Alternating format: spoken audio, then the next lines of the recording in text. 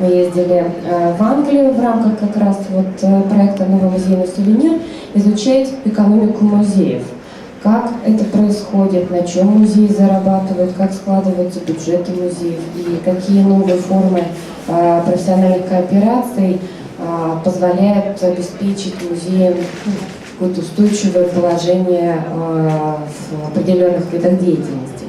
И вот тогда последний музей, пожалуй, был, да, это был музей транспорта города Лондона, и Майкл, который является также членом Ассоциации культурных предприятий, надо сказать, что в Англии довольно грамотно, на наш взгляд, устроена система вот такой коммерческой деятельности музея. Дело в том, что там каждый музей имеет возможность и это делает, он учреждает свою торговую компанию, которая дальше уже осуществляет всю коммерческую деятельность, связанную с этим музеем. Вот. И, собственно, Майкл нам тогда рассказал довольно много и объемно о том, как выстраивается стратегия экономической устойчивости его музея. Я на том, да, передаю слово Майклу, который вот только-только прилетел. Да, Майкл, я. Thank you very much. Oh, that's better. Thank you. I am extremely honoured to be asked to come to Moscow. It is a dream come true for me, something I never thought I would do. So thank you for asking me, and I hope that I will share with you some of the interests and concerns that we have in Great Britain, and at the end of my talk, I would love if you would ask me questions, because I need to learn as well. And that I have been working for the sector for 32 years, and I am still learning, and it is tougher now than it ever has been. Anyway, thank you again. The commercial world, and I will talk about Great Britain because that is what I know and that is what I understand. But the key problem is, as I think is the same in your country and many other European countries and countries around the world, is money. There isn't enough of it for our sector. For Russia, you have the most amazing culture imaginable. Other cultures dream of having your cultural bank, your cultural heritage, your incredible history. And although Great Britain also has an interesting history and it has a big influence on the world, as Russia did and Russia does and Russia will have, we have much in common. But in our sector, it is about money at the moment. I will give you a quick base run through how our country works and how the system works for museums and also for funding. Funding is a major problem. Our country is made up of 4 autonomous countries which are called the United Kingdom, but many people just call England, but it's not England. There are 4 autonomous countries, each with their own laws, each with their own way of doing things, but there is one central parliament that covers all of it, based in London. But each of the other nations, Scotland, Wales and Northern Ireland, has their own local national government.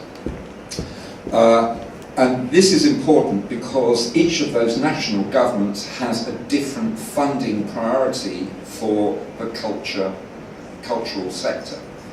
And in England particularly does not care very much about culture as a big issue, although it cares very much when it's talking to the public.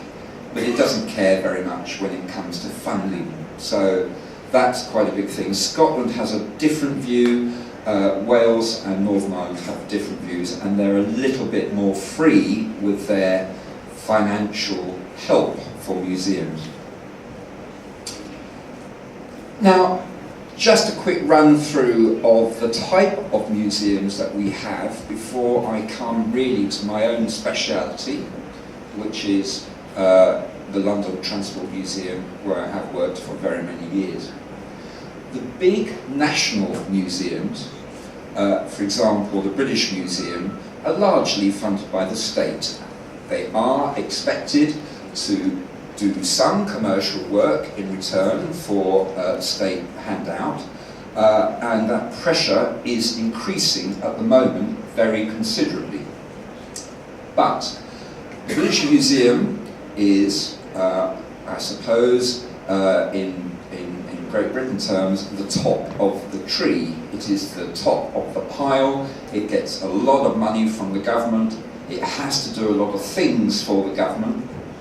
It also acts as an ambassador for the country, so it exports for exhibitions all over the world its treasures, and indeed it hosts treasures from all over the world at special exhibitions. But it is not typical of the sector. There are museums which are run, or galleries which are run and owned by charitable trusts. Now, a particular one in London, which opened in 2000, the Tate, it's called the Tate Modern. That is essentially a trust governance structure based upon some millionaire or billionaire in Victorian or 19th century giving a great deal of money in order for his name, in this case Sir Henry Tate, to be remembered forever. So the trusts largely run and look after financially such institutions, but they are expected again to raise more and more income from commercial activity. Then you have the privately owned museums. Sometimes they are museums or galleries which are actually owned by public companies. They're not that common, but they do exist, and this is a very good one. Cadbury's is a chocolate company, famous in Europe, perhaps not known in Russia, but it has a very strong heritage. It has a desire to show its heritage to the public, but as you can see from the picture, the idea is perhaps a bit more of a theme park than it is a gallery or a museum. This is often the case with a publicly, a company-owned museum. Then a lot of museums are owned by educational institutions, and a really good one, Oxford University, owns Ashmolean Museum, which is a very famous museum in Oxford. It's not that much visited, unfortunately. Again, it shows the dilemma, perhaps, of a country which reveres its culture in theory, but not as much in practice. But there is plenty of money available for this institution because Oxford University is very, very wealthy. So there isn't much of a funding problem for them. Then we have, in the United Kingdom, a growing and burgeoning wish to build statement new museums and statement new galleries simply to aid regeneration. Now, the city of Liverpool has suffered terribly from economic decline since the closure of an awful lot of heavy industry, and indeed the port of Liverpool going into decline. It used to be a major port. It is again growing, but with containerisation, whereby it once employed tens of thousands of people. Now the port might only employ a few hundred. So there is a huge economic problem with the city. The government has seen fit to put money into statement culture in order to help Liverpool come back as a destination for people to go to. Until recent times, that was not the case particularly. And it's a very good example of urban regeneration. Another city that plays that card to its absolute major strength is Glasgow in Scotland. And interestingly, both of these museums, this museum in Liverpool and all Glasgow museums are free. So the state, or more particularly local authority, continues to fund the running of such museums because they believe it is a fantastic investment in their city. Again, this is not common.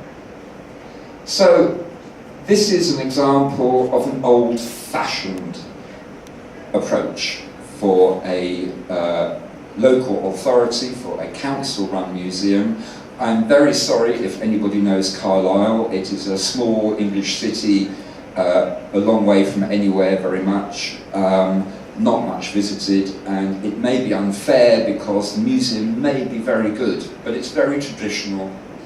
It has existed for a long time, and nobody outside of Carlisle has probably heard of it very much. And there are many, many museums like this in the United Kingdom. The problem is, when public sector finance is so thin and so weak, museums like this are liable to be closed as a very early saving of money, even despite the fact that they represent the culture of that town or that city. And there are many museums in small towns and small cities that are under very serious threat of closure, simply because the government, the local authority is more concerned with putting children into care, looking after old people, collecting rubbish, all the things that local authorities should do. They do not see always culture as being important when money is so tight. Another example of a museum is just a family-owned, small, private museum that actually self-funds. And again, this is one of many, many hundreds of museums across the United Kingdom, which are small, privately owned, and they have to live by their commercial wit and wisdom. Some win, some don't, some are great, some aren't, but we live in a fairly brutal world in the United Kingdom, where government intervention is minimal when it comes to culture, particularly if it's not headline culture. Now on to our example. To put it in context, London Transport Museum, and I should go forward one, London Transport Museum is owned by the Government for London, which is essentially like London City Council. London City Council have, as a really important part of their work and their world, the transport organisation to cover London. So the transport organisation called Transport for London, it's not a very catchy title, but there we go, looks after buses, trains, overground railways, cycling, which is huge in London now, trams, not many of them, taxis, private taxis. If it moves in London, Transport for London control it. And it's a very big overarching organisation. It owns, by accident, us. Our job has been, by an Act of Parliament, and that Act of Parliament, state instrument, was in 1968, and the transport organisation had amassed by that time artefacts, old buses, old trains, old posters, lots of things from the system over the last well really since 1900, which the government then thought, this is a significant collection, I think we think we had better make it into an institution, a museum. So in due course, in 1980, we opened in an old flower market building in Covent Garden in the heart of London. And it's quite an interesting building. It dates from 1869, I think. I can't remember, I think it's 1869. And it is used to be for wholesaling the mass sale of flowers to flower sellers and florists and shops. And that all closed in 1975, and the whole area was supposed to be demolished. But conservationists decided en masse, lots of demonstrations, that this area should be saved because it was historically significant. And the building that we now inhabit, we live in, was bequeathed to Transport for London, or London Transport as it then was, in order to have a transport museum. Now, 1980 is when we opened. In political terms, 1979 saw the election of a radical government in Great Britain under a new, some of you may have heard of her, under a Prime Minister called Margaret Thatcher. And her immediate mantra was to sweep away state intervention. State intervention was no longer what the nation needed, it was draining the nation of resource and didn't give enough back. And we were in the vanguard of a new museum that was required from day one to make half of our income from commercial means. That was it, from day one. That was a shock to the sector in 1980, because unless you're private, it simply was not on the agenda. You were state funded, or you were local authority funded, that was that. So we set up in 1980 with an entirely different agenda, and we had to start to think about earning money seriously from our remit. And it was made really clear to us, if we could not do this, the museum would be closed down. That clear. In 1980, 81, 82, there was, certainly in Great Britain, a huge recession, really coming off the back of the wholesale closure of heavy industry, coal mining, steel making. All of that went, and a lot of the country was plunged into relative poverty. Not London, never is London, but a lot of the country, relative poverty. And we had to make sure that our financial books balanced. So, in our first year, we went from having 29 staff at the opening of the museum to 20 at the end of 1981. And it was a ferocious experience for us all. And that is, I think, when I and my colleagues really had to grow up. And we recognized at that point there was no such thing as a free lunch. We had to earn our money or take the consequence. Anyway, from 1982, things began to improve economically. The grants went up, we earned more money, and it got better. Slowly but surely, it got better. So, over the last 32 years I have been working there, I have seen the institution go up and go down, prosper and fall over. I have seen the politics of the institution in terms of the governance of that institution go from being very easy to extremely difficult. Every time there is a new chairman, for Transport for London, the question gets asked again, why do we have a museum? Please explain. And every time we have to dig out the old papers, redo the argument, and go back again and say, we have a museum because. And the big because is,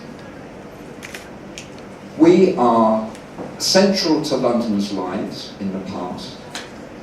We can, and we do, showcase the organisation today. So we behave as a today showcase. And finally, we aim to show what the future can be.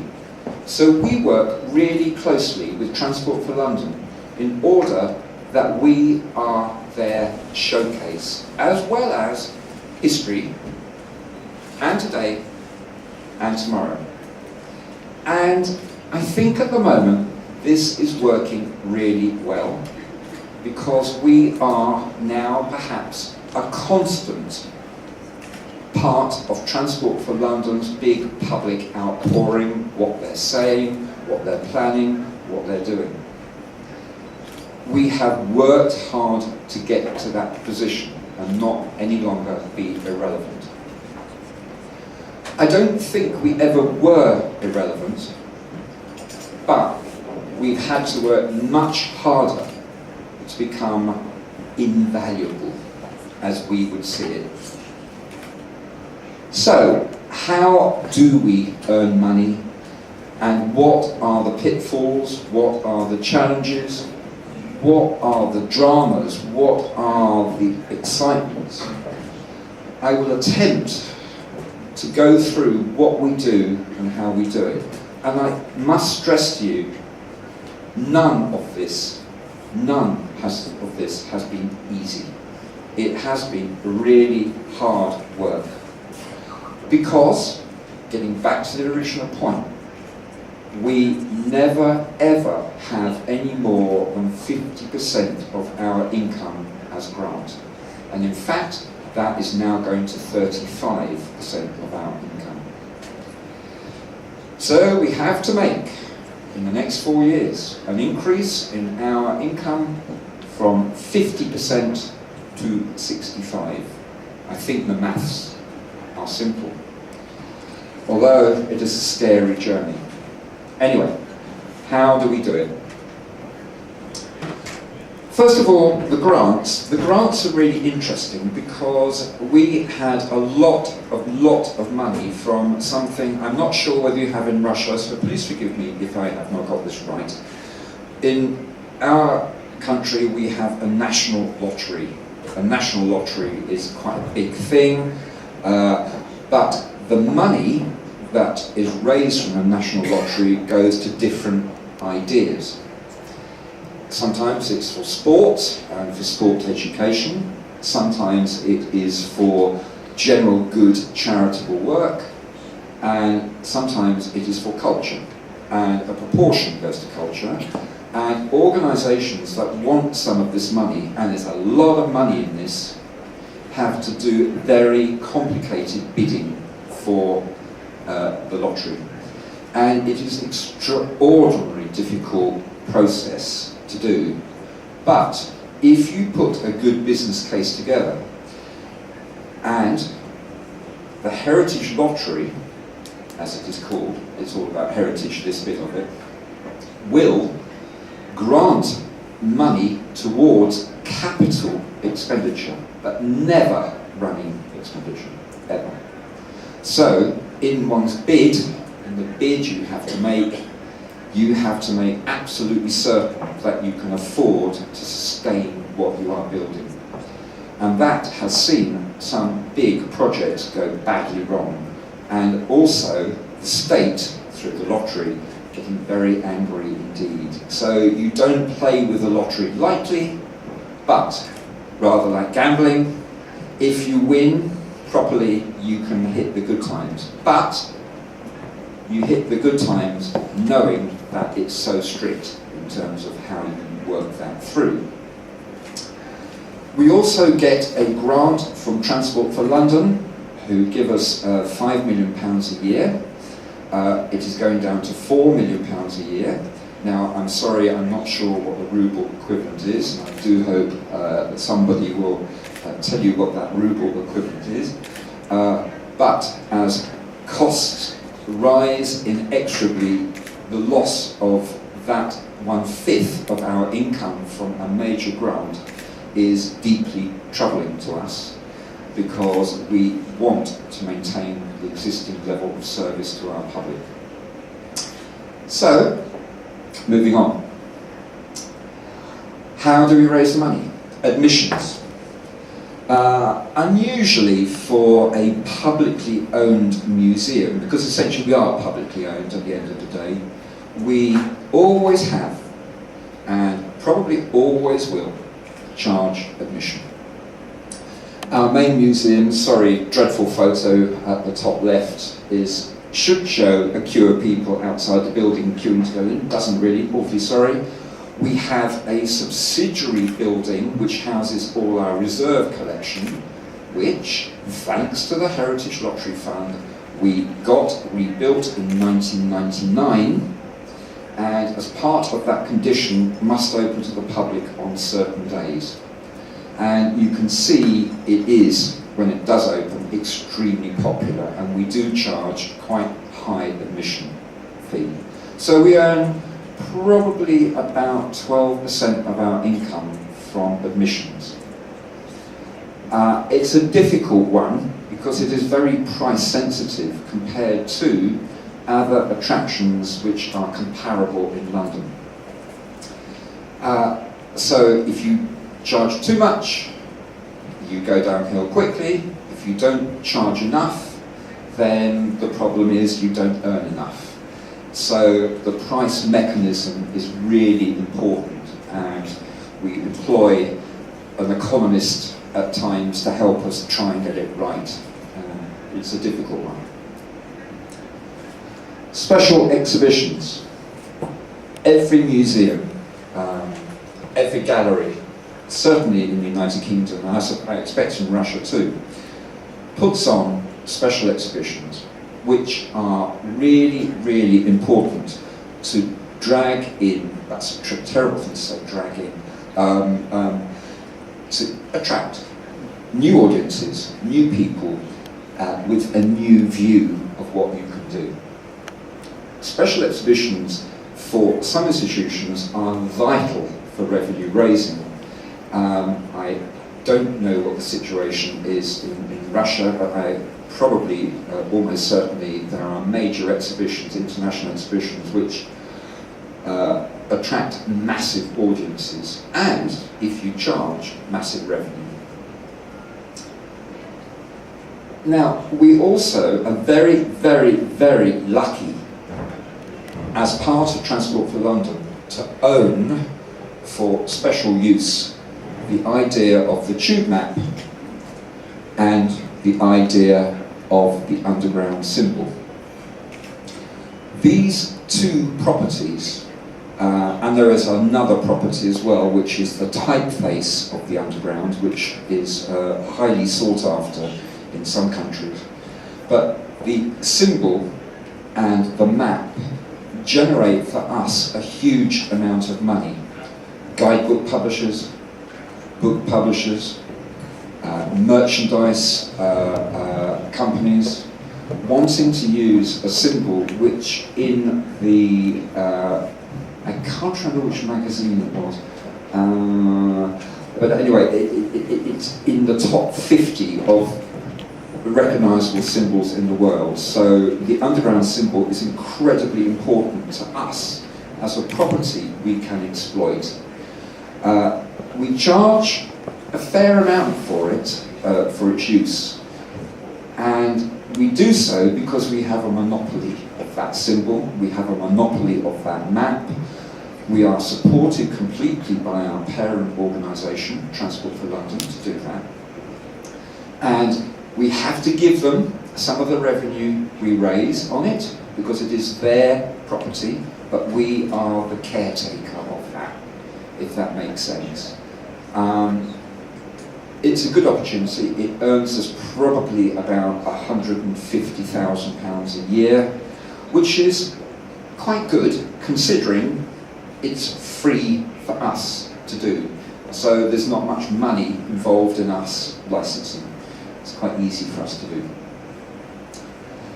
Sponsorship. Sponsorship is a really, really difficult one because let me try and put it in context of how we do things. In cultural terms, an art museum or a museum, for example, about Fabergé will just have the most amazing social cachet. Everybody wants to be associated with a really exciting art museum. Not everybody wants to be associated with old buses and old trains. So culturally, we have quite a mountain to climb in order that we have enough, how would you say, enough power to attract money.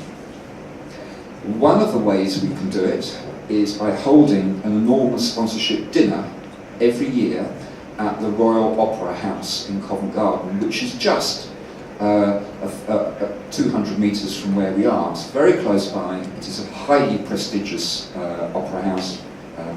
It is a beautiful venue to have a corporate dinner.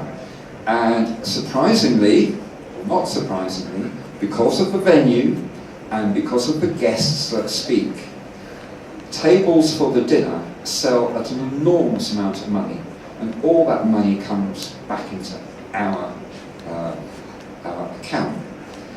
We also auction special things at the dinner.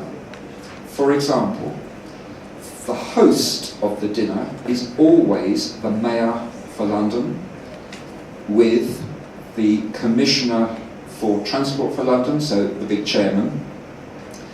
And for example, this year, the chairman of Transport for London, he is called the Commissioner, by the way, offered for a price to drive a bus around London on a 2-hour sightseeing tour of London with him driving the bus, and then people had to bid for that in order to get in order to win it.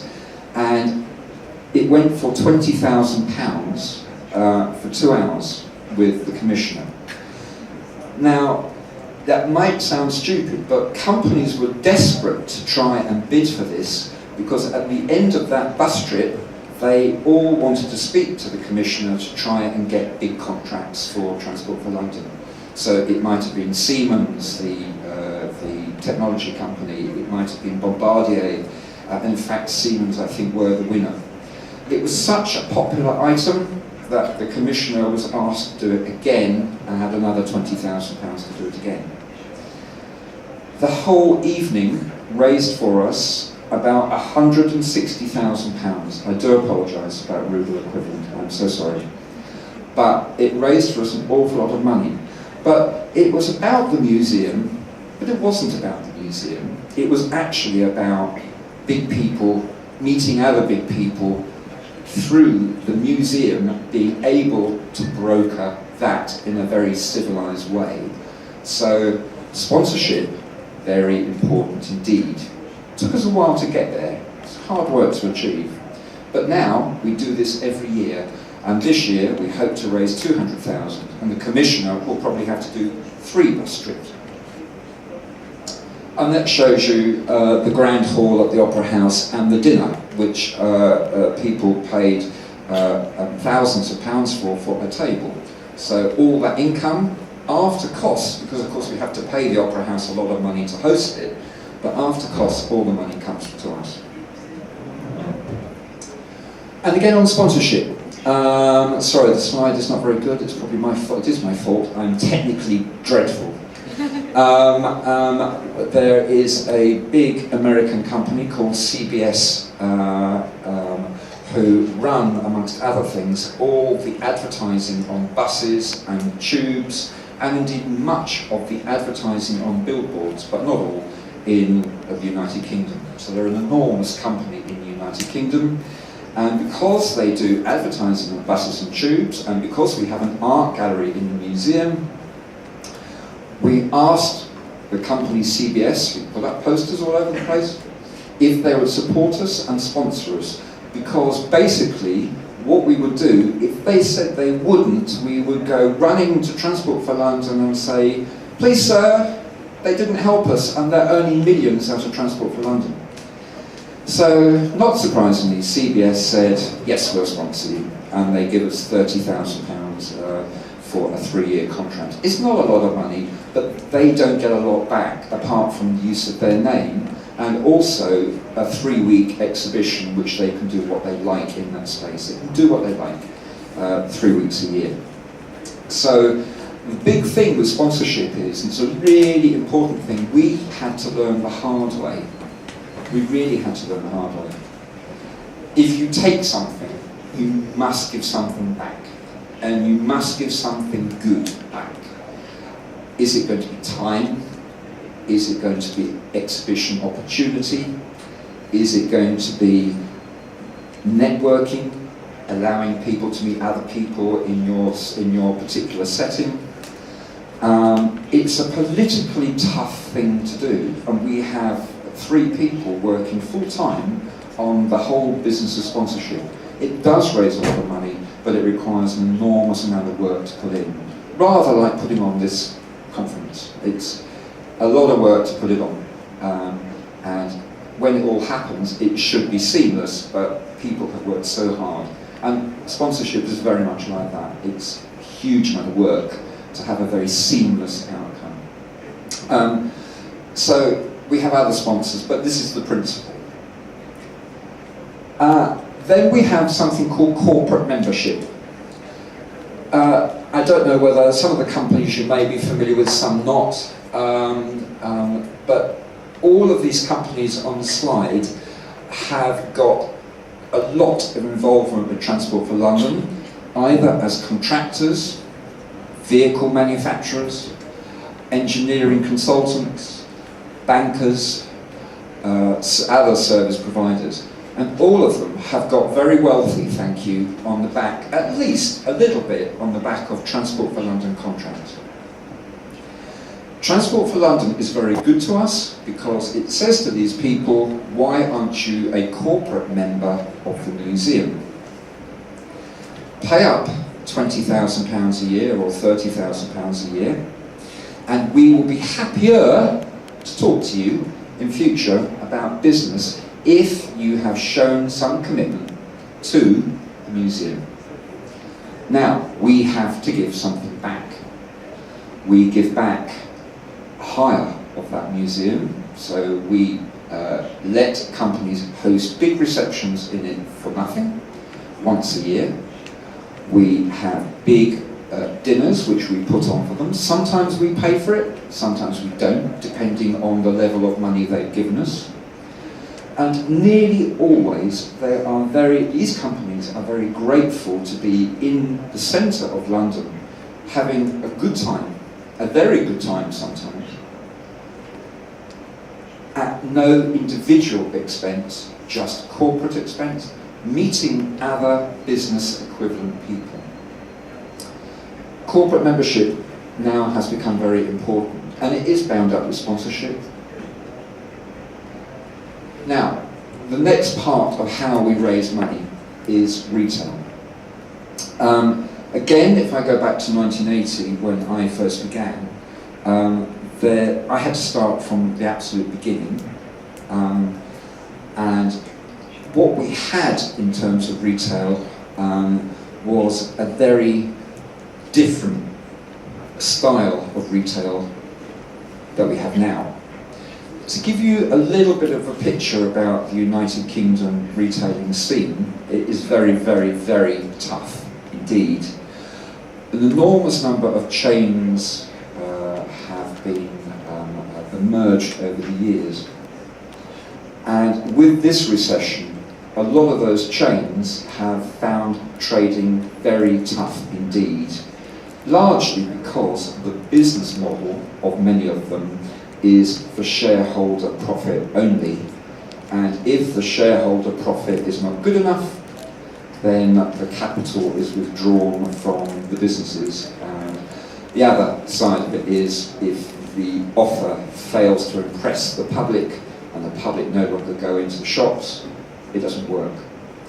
Where our sector has really begun to profit out of the difficult trading for the high street, we call it the high street, the chain sector, is we really do offer something entirely different. We offer something that you cannot get anywhere else. Maybe you don't want to get anywhere else. Maybe you don't want it at all. But what we do, we try to do really, really well.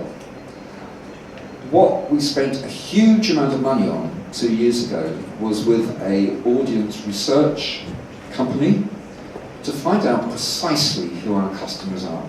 Because without knowing precisely who your customers are, you cannot have a business. There's just no point. It doesn't exist. You have to know what customers want, and you have to be able to respond to it, or accept, if you can't respond to it, what is your plan B? What is your next idea?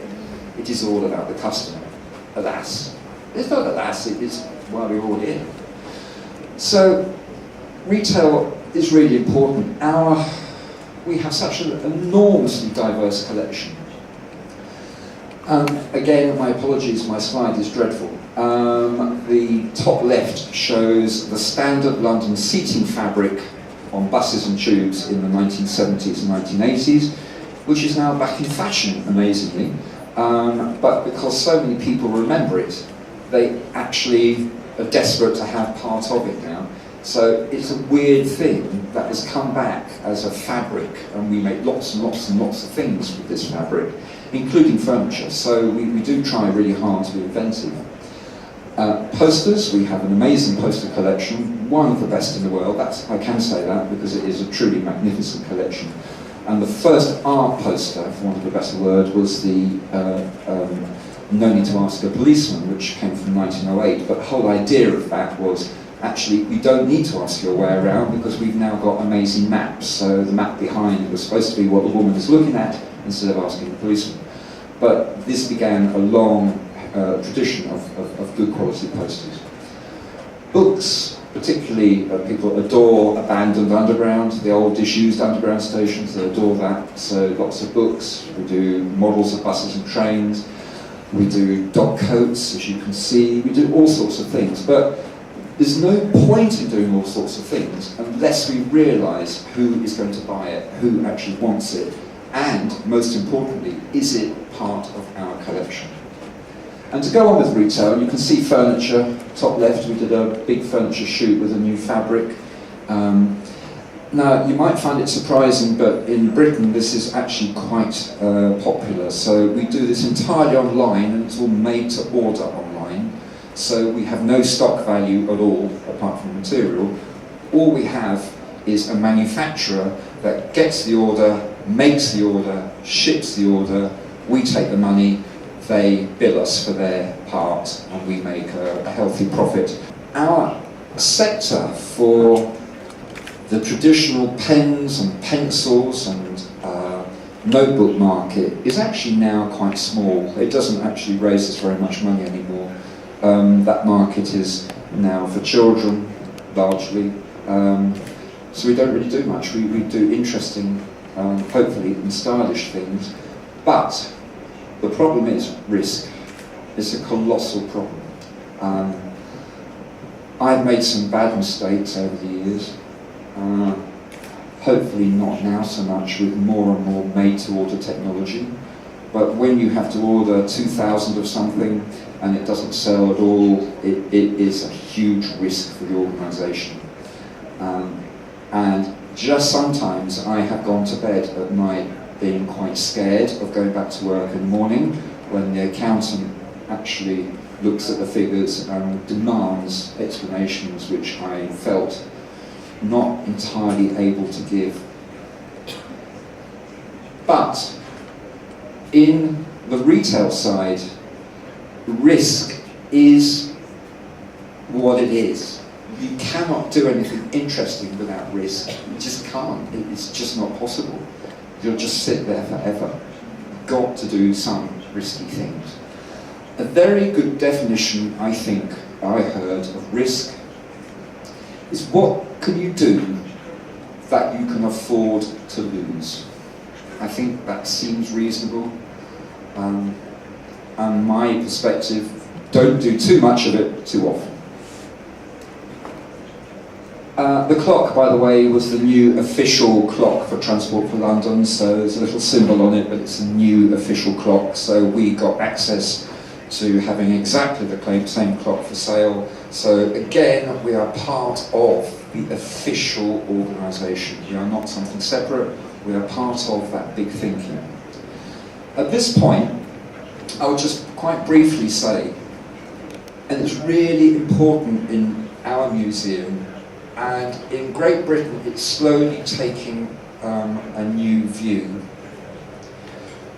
Retail, commercial, education, curatorial, exhibitions, technical, admissions, security, everyone is equal. Everyone is equal in the new world. Because we all now recognise that all of us depend on one another. It isn't curator first anymore. Everyone is equal.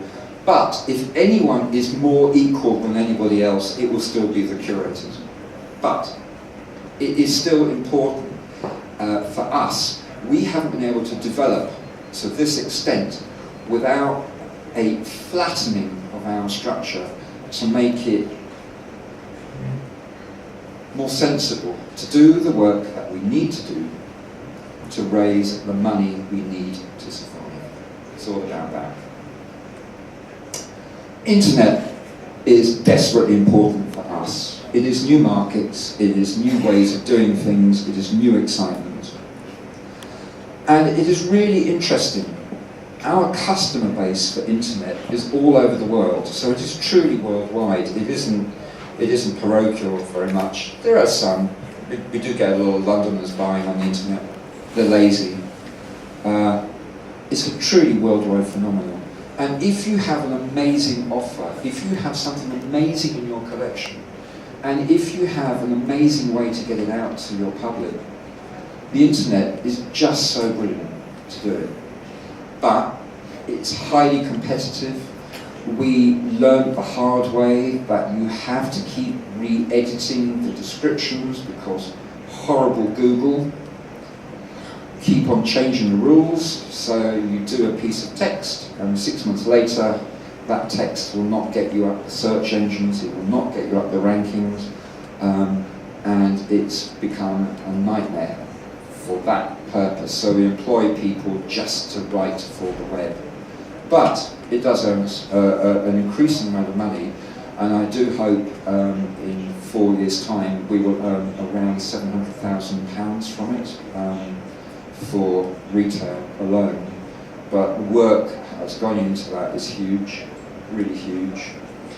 The other really important thing with internet is the ability to use print-to-order technology, which is so improving so quickly. I'm amazed at how quickly this is improving. So you can have fantastic poster or photograph collections, and you can do the most amazing reproduction and send them to all over the world. And actually people are quite happy to pay quite a lot of money for something which is really good and not easily available. It's a wonderful way to develop it. It's hard work to get it going, but it's a really wonderful way. Another thing which is really, really important for us is food and drink. It is always said in museums that, certainly in the United Kingdom, because we're not sophisticated at all in the United Kingdom, that people come to museums to see something nice, to have clean toilets, to have a nice cup of tea, and maybe look at the shop. That is the limit of what it is said a lot of people go to United Kingdom museums to do. So food and drink has become incredibly important, not only as a reflection of your institution, and a reflection of its aims and objectives, but also as a social space, a social meeting space, and actually dragging in new audiences. If you have an amazing cafe or something that's incredibly interesting, do really brilliant local food, not that we do brilliant local food, but you can do brilliant things. Bit by bit by bit, you raise the profile of eating and drinking in an institution to become somewhere that is in every guidebook for your locality. And it's a really important phenomenon. We have a huge phenomenon in the United Kingdom now where we were famous for having rubbish food, dreadful food for years. Food is now becoming very important. It's taken a long time, it's becoming very important. So, good food, quality food, in museum, fun. Our experience is do not run it yourself, but contract it out, because that's one thing that we cannot do, is be good at food and drink, so other people can be.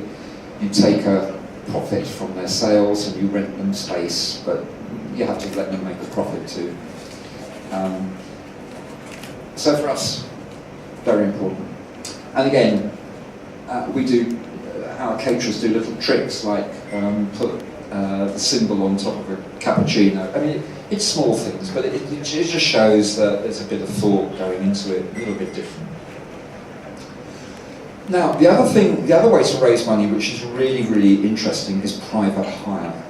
Now, there's a few slides of private hire, and I do hope they come through okay. We have a number of facilities in the museum which are geared specifically to rent out. One of them is a lecture theatre, so there is a specific lecture theatre with every technical gadget known to mankind, and probably a few more as well. And curiously, central London has very little in the way of easily usable big space to rent out, or just ordinary space to rent out for conferences like this. Central London's quite tough actually for that. So we built this for this and it's sponsored by a company called Cubic Transportation.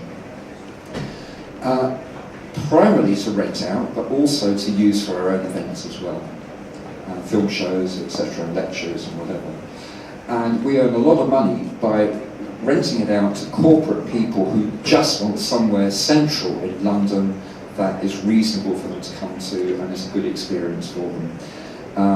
And we, at times, have so many bookings we have to turn people away. So we have 2 people dedicated to selling our various spaces to do these corporate private events. And private events can take all forms. We have a boardroom where people can come and rent the boardroom. Again, when people are working all around the country, indeed all over Europe and sometimes America, they want somewhere in London that's convivial, convenient, has all the facilities. We could offer that for them, and we rent out this boardroom and with all the presentation facilities. And that raises, this whole private hire business raises us £500,000 a year. The only thing is, you have, our problem is always keeping the facilities in the best possible condition. Because when you're charging a lot of money for people to use these facilities, they do expect the best. They do not expect something substandard. They won't tolerate it. So there is a lot of investment that goes into private hire to keep the facilities really crisp and modern and good. And that does take away from some of the income. But it works, but it is hard work. Again, another boardroom, another event at the museum. People have hired the museum. We hire it for all sorts of different clients. We don't care, we don't like letting it for private parties, because if there is too much drink taken, then it can be very damaging for exhibits. So there is a risk associated with who you hire to and how you hire. But generally speaking, we avoid Christmas parties if they're not corporate. If they're corporate, everybody will behave, because if anybody does not behave, they'll be sacked the next morning. But private parties, no, we tend not to like that. So we operate a very risk-aware booking policy, and we have a dedicated show-round person that will show everybody the facilities, everybody the lighting facilities. It's risky. It takes a lot of staff, but the client pays for that. So, again, more people enjoy themselves. They pay handsomely for it. We make no apology at all. In practice, you might be interested to know that damage has really been incredibly limited. It's almost it almost is none, but we are not prepared to take the risk at a certain point. Now we have a friends organisation. Now, certainly there is a culture. We have public transport at our core, and a lot of people who used to work in the organisation, there are many, many thousands that do, when they retire and have nothing to do, quite like to come and do something for the museum. So we have a very big friends organisation, and they tend to concentrate on restoring and keeping and maintaining exhibits. And it just gives you a flavour here of some of the things that they do. They're generally men, they're generally elderly, but not all. We have a few women, not many. They are generally good with people, but not always. So you have to actually educate them sometimes to be better with people. And generally, they are entirely sparing of their time. They are free with their time because, in many cases, they do not have much else to do. It is absolutely worth, I think, if you are in a position where you can use volunteers like this, it is brilliant. The problem is, and I will be honest, sometimes it is really difficult to manage people you do not pay. That's the big issue. Better to pay people 1 ruble and sack them than pay them nothing and can't. But that's just my view. It's not what we do. They are free. And again, showing elderly men looking after or looking at things they treasure, they love, and they look after. It saves the museum a huge amount of money, and actually, because they're all dedicated, they're virtually all trustworthy, and they have to sign papers, but they're trustworthy as well. They care more about the collection than maybe some of our full-time staff. Okay, I'm going to move a little bit on, I think time is running okay. I want to move a little bit on to what makes things great and what doesn't make things great. Again, I do stress, I'm purely parochial, I'm just talking about our own museum, but you can all, everyone sees and understands what your own assets are. Your own assets are what makes your institution great. Our assets are sort of things that you see here. They're in our world powerful, they're important, and they're preserved by law.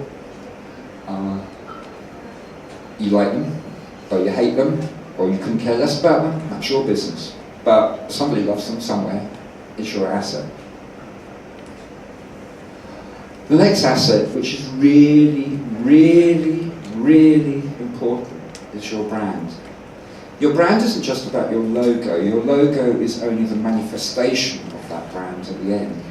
It's about everything that underpins what you do and how you do it, to whom you do it, every expression of how you portray yourself to your public, to the media, how you position yourself to your stakeholders, to your political peers, to your cultural peers. And an enormous amount of work goes on in our sector in the United Kingdom to try and position branding in such a way that the organisations then are taken seriously. It is something that interests me very, very much, and has interested me very much for 30 years.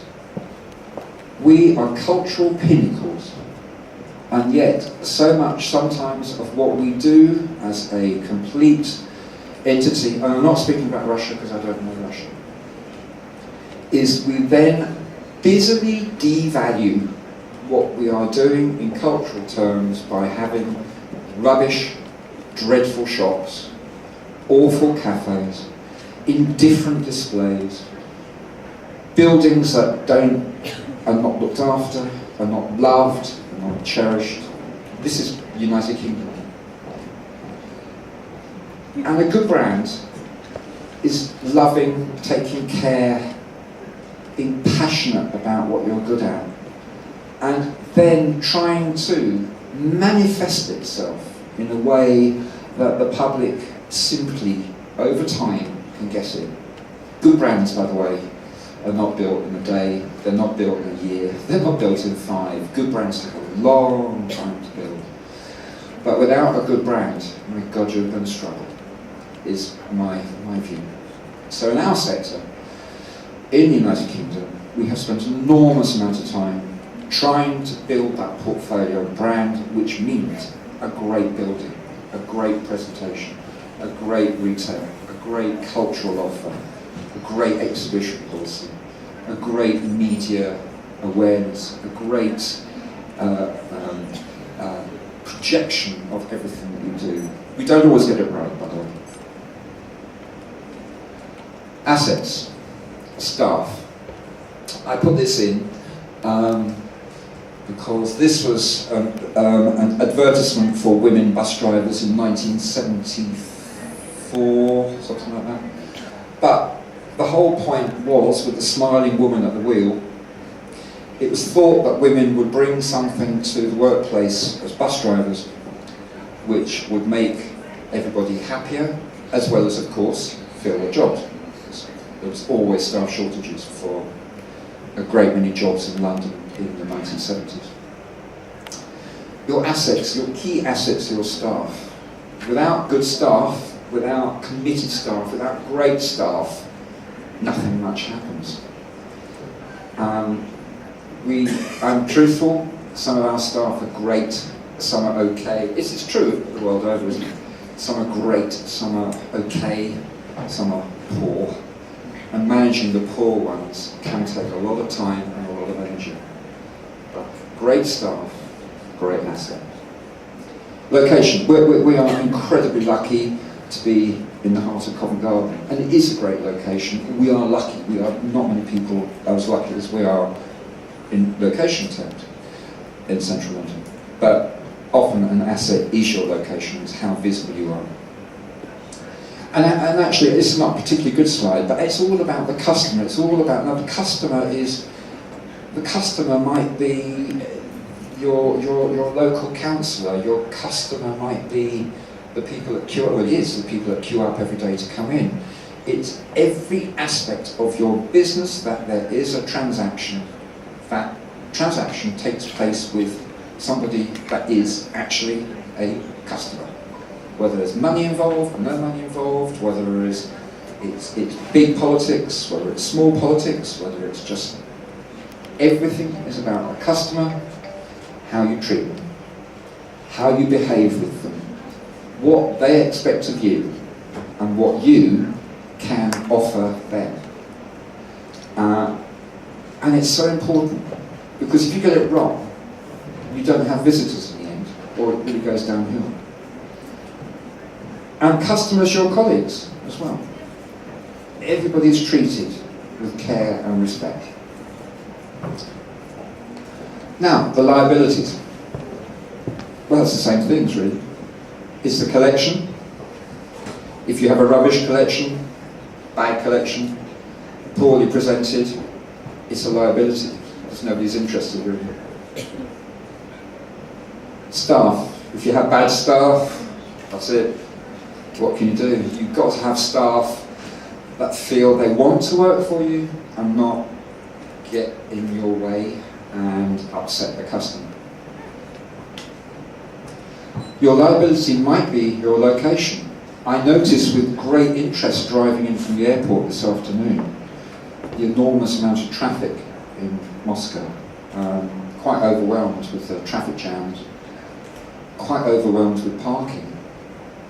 People park cars apparently anywhere. In London, you would probably get very close to being imprisoned if you did anything which wasn't perfectly correct when it came to parking. Now my point is, if anybody thinks of coming to our museum by car, forget it. There's no point. You can't park anywhere near it.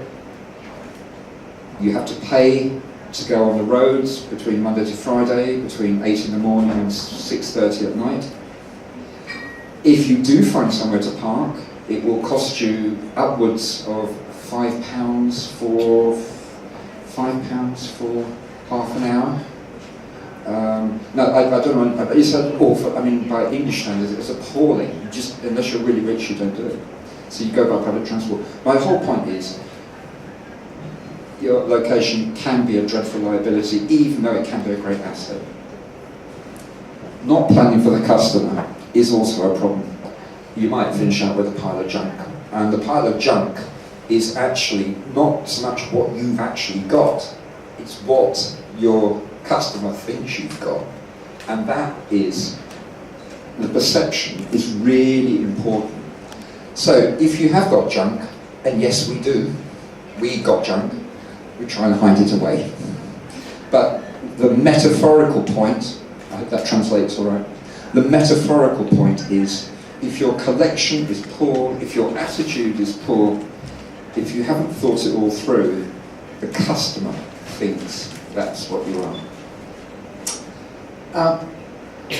The other liability is no brand. Having no brand at all is an enormous liability, because there is so much competition for attention, not only in this sector but generally. Do you go to a shopping centre? Do you go to a sports arena? Do you go on the internet? What do you do? You want people to go to your institution, you need them to go to your institution, you're desperate for them to engage with what you're doing and how you do it.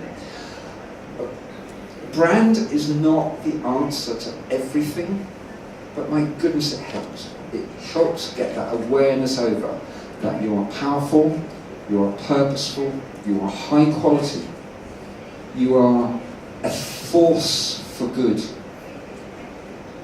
and you are something that people should be proud of. That is the expression of brand. I've waffled on probably quite a lot now, and what I quite want to do is come to this conclusion. Yes, it's still, I'm afraid, I'm sorry to say, it's still about money. But hopefully there is a happy face at the end of it. And the happy face should be the customer's happy face and your happy face. Because the only way we can get better is to work harder and harder and harder.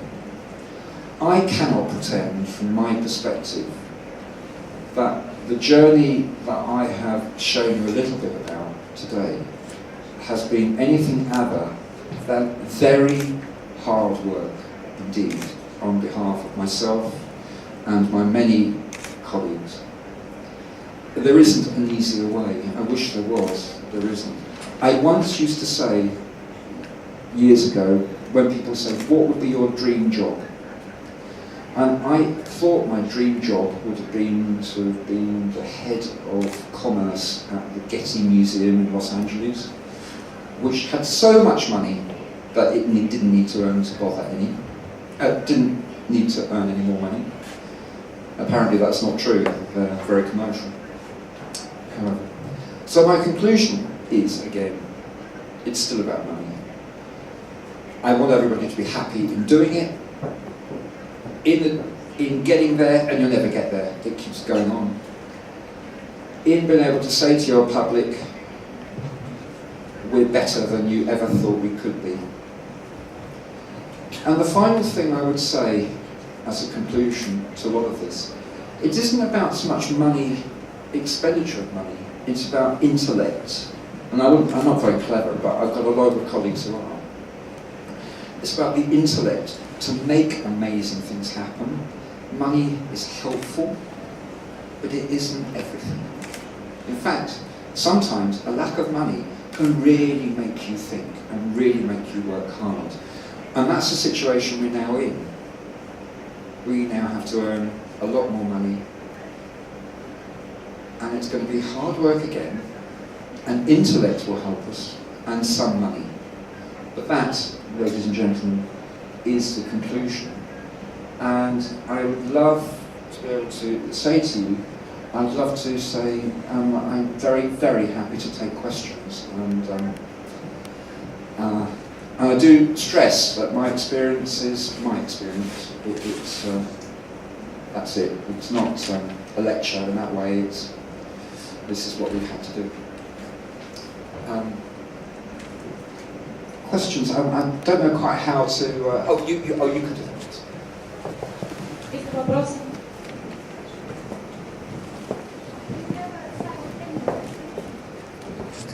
Sorry? No, I've got my thing.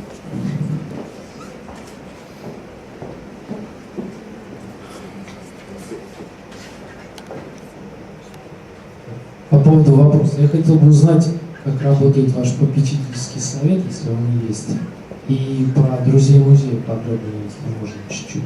Каким-нибудь интересным примером. My friends. I have no friends. Yeah. Oh, I see what you mean. Yes. Our board. Right. Yes. Our board structure is very complicated. We have Transport for London's main board, who delegate a museum board, most of which are actually drawn from industry and commerce. And Transport for London hold the golden share, if that makes sense. So the board cannot make decisions which run contrary to the will of Transport for London. In addition, we have a trading board which deals purely with commerce.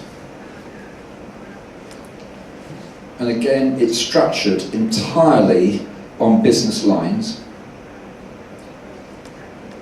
but with a key Transport for London nominee that ensures we maintain our aims and objectives. And it has legal backing, legal importance. It has legal importance. It's good only because all the board members are very supportive of the institution. There have definitely been examples in the sector where the board structure has been extremely dangerous. But fortunately not ours.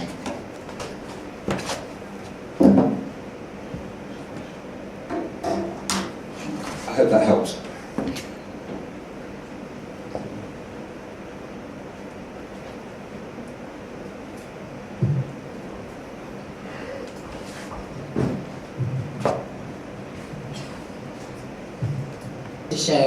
Если в Эрмитаже за проект может прийти 400 тысяч человек, да, то в музее транспорта будет 60 человек за месяц, то это будет какая-нибудь экскурсионная группа из детей.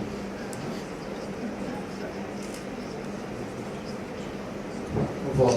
А может дело в том, как вы показываете, может показывать интересно это, да?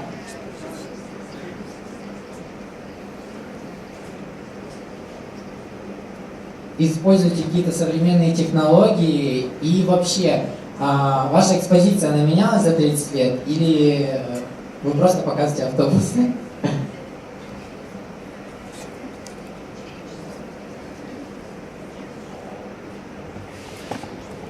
Thank you. That was a very interesting question. The truth is, the objects are the same. The difference is the interpretation has become, using all technology we can put together, all techniques we can put together, it has become a really interesting thing for visitors to look at. The vehicles, the objects are the same, but the interpretation has so changed over 30 years. So we invest money in modern interpretation. Doesn't mean modern technology necessarily. It means modern lighting techniques, graphic technique, audio-visual technique, using people as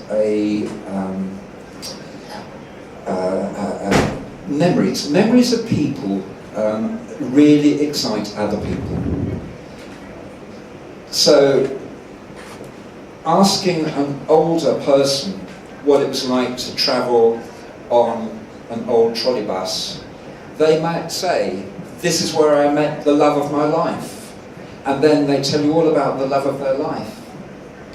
Or, this is where I used to do shopping, and how I did shopping, and it was dreadful, and cost so much money, and the stories that come off quite simple things can be amazing. And that, in turn, amazes other people. But I do stress, the objects are the same. Does that help? Hello. Okay. Oh, hello. During the day, we talked a lot about the conflict of interests of people who do the research in the museum and those who do the marketing. And some conservative people in the museums and state museums, they think that museum like a public space with all these restaurants, cafes, different fun stuff, I would say, is not the right way how we should deliver this our heritage to people. What is your personal opinion? Do you think that making a museum a public space with all these complementaries is a way to survive and develop the museum, or is it a new way to deliver culture to people, to deliver heritage to people? That is another incredibly powerful question. You've asked for my view. I will give you my view, not the organisation's view. And I think many in the organisation might agree with me.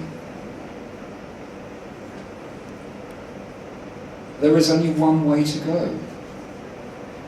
If you do not engage the public at every level, then you are looking at slow, inevitable decline. Culture, like food, like drink, like the air you breathe, is endemic to all of our lives. I am passionate about making it available to the most number of people in a way that they can relate to without feeling either demeaned or talked down to. But if culture is powerful, and this is what I hope I said about brand, if you trust yourself that what you are, what you do, and how you do it, and what your collection represents, if you believe that, then I don't see where the problem really is. It becomes a problem only in the minds of those that are frightened, I think, to move forward. And why do you have to move forward? I don't know about you, I don't know about Russia, I'm sorry, I don't. But I know in my country, we have to move forward, otherwise the money dries up. And then the collection will be, if we're lucky, in a warehouse, under lock and key, gathering dust. If we're unlucky, it'll be sold, probably to the Chinese, maybe to the Russians, maybe to America, I don't know. If you love your culture, then I think you embrace it, you own it, you interpret it, and you're open with it. If you keep it to yourself, it seems to me that you are just, stupid, because it's a dead-end road. It's a road which goes nowhere. It's future generations that you're working to help and you're working to show. We live in a really fast-changing world. And if we don't move fast with it, that is bad. But it doesn't mean to say you devalue what's really important. On the contrary, you embrace it, you love it, it's what you're about. I personally don't see where the problem is. I just don't. It's mindset, old attitude. In my attitude, nothing even of the greatest value is undervalued. By this is not. It's just brought to a wider public. You're happy and love what we do. That's why we have queues. Thank you. Hello. Sorry. That's right, I'm short-sighted and long-sighted. Hello. Michael, I'm Linda from Carlisle. Oh no! Oh, what a shock. See my presentation tomorrow. Oh no. But I wanted to ask you, out of all of those ways of making money that you have, which really is the easiest, not necessarily the most lucrative, but is the easiest return for the effort that you have to put in? I think I can honestly answer that by saying there is no easiest path, really. Everything comes at a cost, both in terms of either time, energy, money, commitment. And I probably will be honest and say I can't think of an one that's any easier than any other. And neither can I see one that is dangerous more than any other, provided that you've got the mindset to work with what you're working with.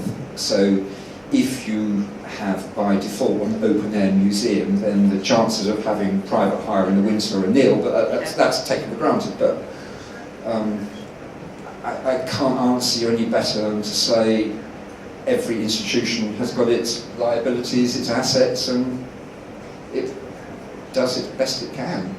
There is no formula, I don't think, which is why I've been really keen to say this is only from my experience. This isn't from the experience of the generic sector, it's just my experience.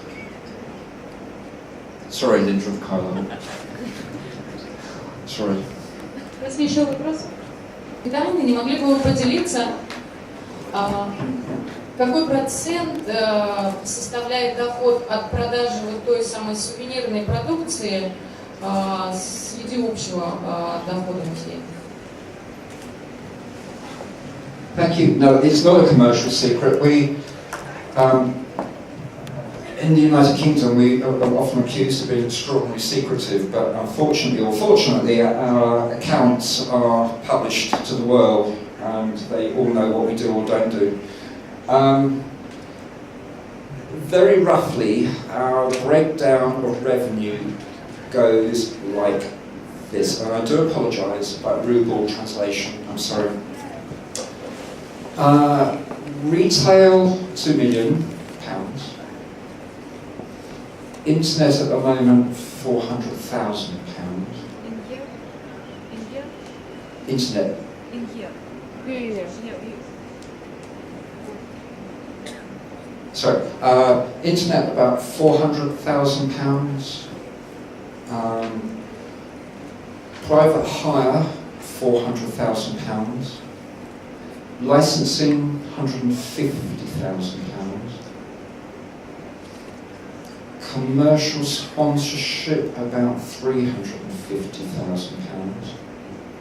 Friends organisation give us through donations about £250,000 every year.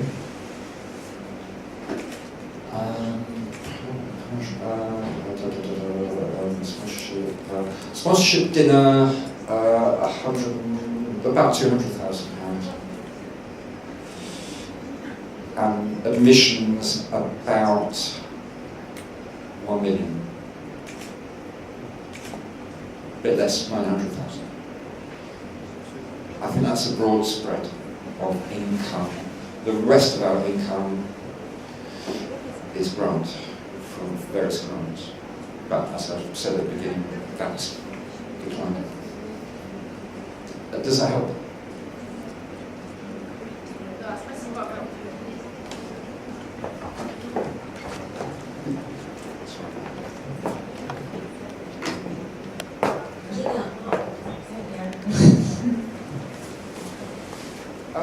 Oh, hello.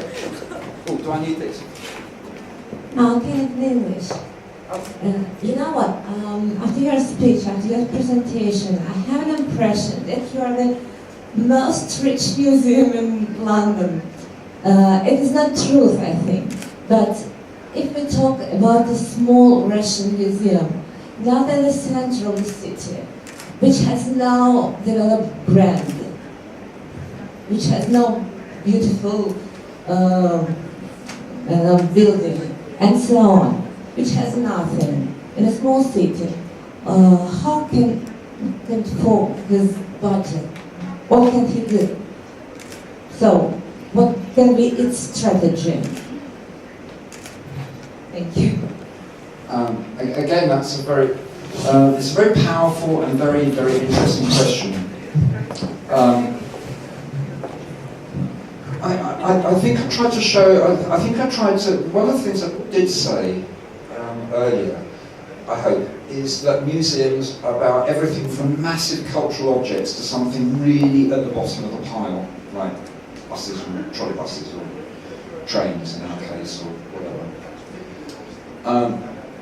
And for us, it's been a really hard work to get to that point. It hasn't happened because we've sat there, because we knew we couldn't. Otherwise, we would have been closed down. Effectively, we would have been shut down. There was no choice in the matter. I'm asked sometimes by colleagues in the United Kingdom who run very small museums in very out-of-the-way places, Carlisle, no, I'm joking, with a similar problem. And I don't know is the answer. But what I do know is you live with your people. You live in your community. You live with your asset. You know what your assets are. You know what your opportunities might be. And if you don't, you need to think about where they are. There isn't an easy answer. I wish there was, and it would have saved me a lot of grey hair and worry. There isn't an easy answer, but to do nothing is not the answer. To do nothing is just not the answer. And again, your region, what specialities does it have? What industries does it have? Can you showcase them in a better, more exciting way? Can you work with local businesses to do exhibitions? Working with local businesses is not devaluing your institution. It's opening it up and it's raising it. It's not destroying it at all. Provided that everybody has a grown-up attitude about what business that you work with gives you and what you give them. It has to have some equality in it.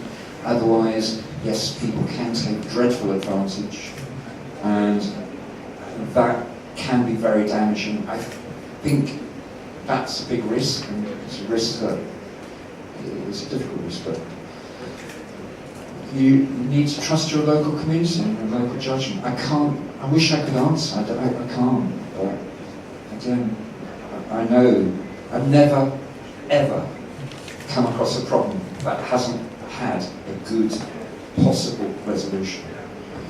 It just doesn't, there's always hope, there is always hope, honestly.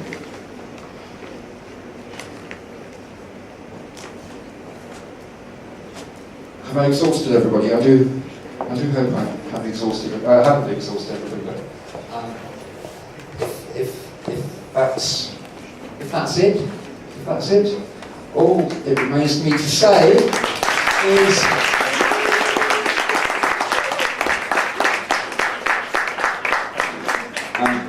thank you very much. Spasiba.